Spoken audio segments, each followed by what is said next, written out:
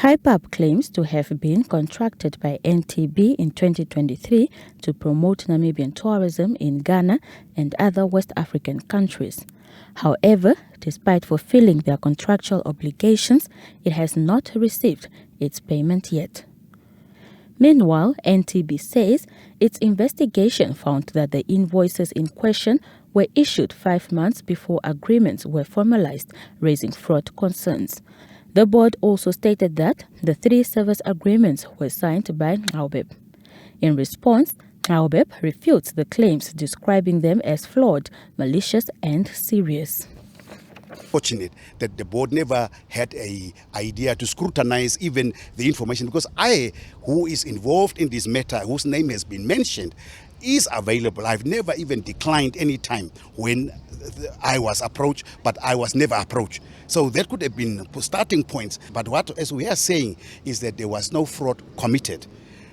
All things were legitimate, and there are proof to those effects that these contracts were executed. Hype.Up had a good network and connections. It has gone to the reputation of the country in Ghana. Unfortunately, some of us, due to the police crime thing that has been filed, are wanted criminals in Ghana. If really there was a fraud committed, I don't think that Hype.Up, that I would have probably connived with, would have actually reported me to police for crime, which I'm not a party to. Hype.Up also told the NBC News that the matter has reached the Minister of Environment, Forestry and Tourism, Pohamba Shifeta, following a visit to Ghana with the President, and this has resulted in discussions in Ghana on how to address the matter.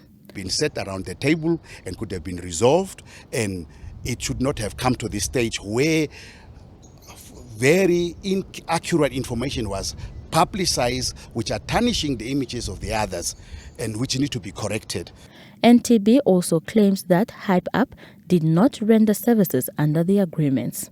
The High Commissioner representing Namibia in Ghana has also issued a number of written letters confirming the events as they have happened, because we never traveled to Ghana without an invitation from the High Commissioner, because we needed these letters in order to apply for visa, because there was a group of tourists that came in November for that November in Namibia initiative, which actually yielded almost about $20,000 for 2 SME operators that had hosted these people, as well as the accommodation where they had been sleeping. So those are evidence on the ground. He also noted that it appears like the current NTB board has no comprehension of government programs to be supported.